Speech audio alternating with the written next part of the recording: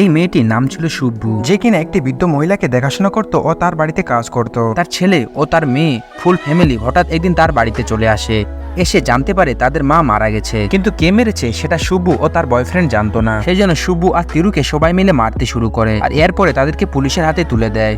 Post-mortem রিপোর্টে জানা যায় বৃদ্ধ মহিলাটি বিষ খেয়ে মারা গেছে। পুলিশ সুব্বু ও তার বয়ফ্রেন্ডকে সন্দেহ করে আর তাদেরকে খুব মারধর করে। কিন্তু তাদের একটাই কথা, সে বৃদ্ধ মহিলাকে মারেনি। এই মেয়েটি নিজে বাঁচার জন্য তার বয়ফ্রেন্ডকে ফাঁসিয়ে দেয় এবং পুলিশ তিরুকে খুব মারে এবং তার উপর খুব টর্চার করে। আর তিরু এই মেয়েটিকে খুব ভালোবাসতো, আর যার কারণে সেই বৃদ্ধ মহিলাটিকে বিষ খাওয়ার দায় নিজের ঘাড়ে নেয়। আর সে স্বীকার করে, আমি বিষ খাওয়াই বৃদ্ধ মহিলাটিকে মেরে ফেলেছি। কিন্তু পুলিশ সেই বৃদ্ধ মহিলাটির ঘরে গিয়ে তল্লাশি করে এবং সেখানে একটি লেটার পায়। লেটারে লেখা ছিল, আমি নিজেই বিষ খেয়ে আত্মহত্যা করছি, কেননা এই বুড়ো বয়সে আমার কোনো ছেলে ও মেয়ে আমাকে ফোন করে না, এমনকি খোঁজও রাখে না।